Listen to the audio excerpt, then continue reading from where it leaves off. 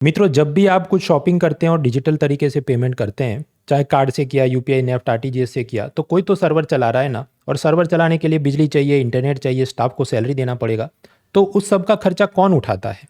और अगर बिटकॉइन के केस में ये सब चल रहा है, तो जो भी खर्चा उठा रहा है वो कितना पेमेंट कर रहा है? उसके साथ जुड़ा एक टॉपिक बिटकॉइन हाल्विंग हम आज देखेंगे। Unacademy. Let's crack it. जी हाँ मित्रों, तो इकोनॉमी में एक नया मुद्दा चर्चा में, बिटकॉइन हाल्विंग ये क्या है समझते हैं। देखिए, जब भी आप कोई डिजिटल ट्रांजैक्शन करते हैं, कार्ड से किया, यूपीआई, कुछ भी, तो server, electricity, internet, staff salary, ये कोई तो खर्चा उठा रहा है ना। तो कौन कैसे उठा रहा है?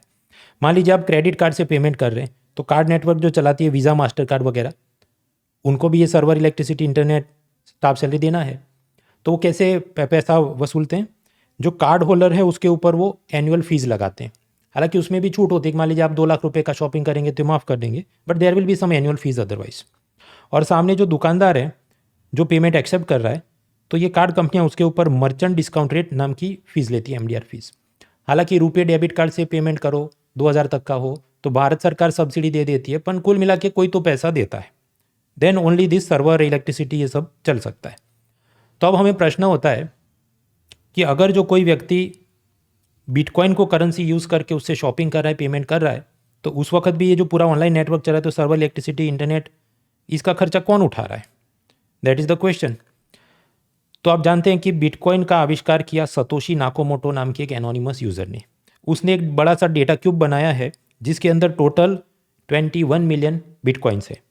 तो उसकी खुदाई कर करके, मतलब माइनिंग, अब वो हाथ से या फावड़ा लेके नहीं करना है, उसका सॉफ्टवेयर होता है। तो अब डिजिटल माइनिंग करो पावरफुल पीसी से तो आपको मिल जाएगा। ऐसा मान लीजिए आपको एक बिटकॉइन मिला, फिर उसकी मदद से आपने जो भी कॉफ़ी, आइसक्रीम कुछ खरीदा, ये भी एक तरीका है।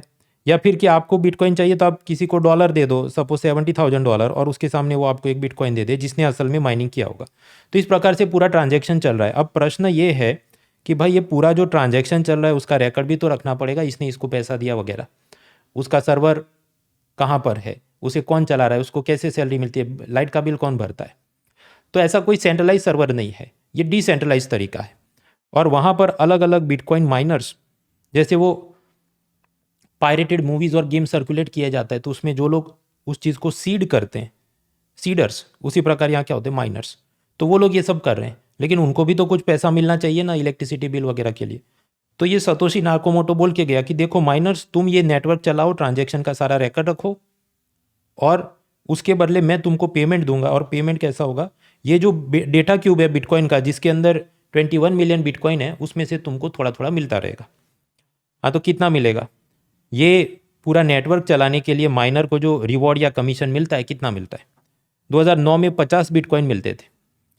फिर ये सतोशी नाकामोटो ऐसी सिस्टम बना के गया है कि हर 3-4 साल पे ये कमीशन है वो आधा कट हो जाएगा। तो पहले 50 मिलता था, फिर 3 साल बाद उसने बोला 25 मिलेगा, फिर और आधा 12.5, फिर और आधा। तो 2020 में से मिल रहा था 6.25 bitcoins for running this network. अब क्या है, 4 साल बाद अब वो बोला है कुछ कि उसका भी आधा, 625 का आधा करो, 3.125 बिटकॉइंस इन माइनर्स को मिलेंगे जब ये पूरा ये ट्रांजैक्शन की चेन कंप्लीट करते हैं, पेमेंट का रिकॉर्ड रखते हैं। अब इसका इम्प्लीकेशन क्या होगा? ये जो आधा कर दिया गया, 50% कट हो रहा है एवरी 3 ईयर्स, तो इसलिए हम बोल रहे हैं बिटकॉइन हाल्विंग चल रहा है। इसका इम्प्लीकेशन क्या? मान लीजिए ये आजकल बहुत सारे लोग यूट्यूब पे फूड व्लॉगर बन चुके हैं, पर अगर यूट्यूब कंपनी ये बोल दे कि भाई हम तुमको हर 1 लाख व्यूज़ पे मान लीजिए 10,000 रुपये देते थे, अब उसको कम करके सिर्फ 1,000 रुपये देंगे, तो व्लॉगर सोचे भाई उतने में तो मेरा ये सब तामझाम का खर्चा नहीं निकले, तो फास्ट फूड व्लॉगिंग छोड़ के वो कुछ और काम करेगा, तो बिजली बच जाएगी। और बिजली जो कोयले से पैदा होती है, थर्मल पावर प्लांट में पैदा होती है, तो वो भी कम ज़रूरत पड़ेगी, तो ग्रीन हाउस गैस एमिशन कम हो जाएगा। उसी तर्क को यहाँ दिया जाता है कि देखो ये जैसे जैसे बिटकॉइन का हाल्विंग हो रहा है, कमीशन पेमेंट कम हो रहा है, तो ये जितने लोग जो माइनर्स बने बैठे हैं, बहुत सारे हैवी वाले कंप्यूटर लगा के 24 घंटे चलाते हैं, वो सब थोड़े कम हो जाएंगे, और उससे बिजली का खपत कम हो जाएगा। तो कोल पावर प्लांट से जो ग्रीन हाउस गैस एमिशन होता है वो कम हो जाएगा। और साथ ही साथ इतने सारे कंप्यूटर मशीन इस काम में जो चल रहे हैं, उससे बहुत सारा इलेक्ट्रॉनिक वेस्ट भी जनरेट होता था, वो भी कम हो जाएगा। ईरान और दूसरे कई देशों ने बिटकॉइन माइनिंग पर बैन लगा दिया, क्योंकि वहाँ पर ये होता है 24 घंटे चलाते थे तो वोल्टेज फ्लक्चुएशन आ जाए, बिजली चली जाए, बिजली चली जाए तो भी नहीं सुधरते थे, डीजल जनरेटर लगा के ये पूरा सिस्टम चलाते रहते थे क्योंकि उनको बिटकॉइन कमाने थे, और उससे भी डीजल जनरेटर से बहुत सारा एयर पोल्यूशन हो रहा था, स्मॉग की प्रॉब्लम हो रही थी। तो इन सब में कमी आएगी ऐसा सोचा जाता है। So that is the topic of bitcoin halving. मित्रों, ऐसे चिटपुट बहुत सारे इकोनॉमिक करंट अफेयर्स मैंने पढ़ा है, पर यूट्यूब के ऊपर क्या सब बिखरा बिखरा रहता है। वैसे प्लेलिस्ट है लेकिन फिर भी वो सब बिखरा ही होगा। तो स्ट्रक्चर तरीके से आपको पढ़ना है, वो भी फ्री में। तो हर साल मैं इकोनॉमी के एनुअल अपडेट की एक सीरीज़ निकाल रहा हूँ। ये 2024 है, तो अभी सीरीज़ का नाम क्या है, Win24। इसके 3 लेक्चर हो चुके हैं जिसमें स्ट्रक्चर तरीके से banking, CRR, SLR, share market वगैरह हो चुका है। चौथा लेक्चर अगले मंगलवार मतलब 26 तारीख को रात को 9 बजे होगा।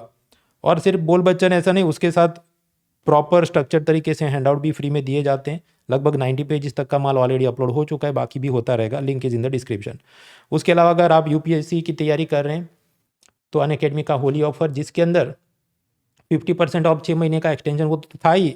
नई बात क्या है कि मान लीजिए आप घर पे पढ़ाई करते हैं पर मन नहीं लगता है या घर में डिस्टर्बेंस ज़्यादा है, तो आप अनअकैडमी की लाइब्रेरी में भी आके पढ़ सकते हैं, जो दिल्ली प्रयागराज के अंदर उनके सेंटर में है। और वहीं पर बैठ के आप शांति से पढ़ो, मॉक टेस्ट भी दे सकते हो फिजिकल मोड में, वहाँ मेंटर बैठे, डाउट रेजोल्यूशन भी हो जाए, ये सब कुछ भी। और साथ ही साथ टॉप एजुकेटर से ऑनलाइन पढ़ाई भी जारी है। Link is in the description, discount code is mona.org। तो ये हमने बिटकॉइन हाल्विंग देखा। अभी नेक्स्ट वीडियो आएगा, उसके अंदर एक और ऐसा चर्चा में शेयर मार्केट का कंसेप्ट, फ्रंट रनिंग, जिसके लिए LIC के मैनेजर को सेबी ने बैन किया, वो क्या मामला है अभी नेक्स्ट वीडियो में हम लोग देखेंगे।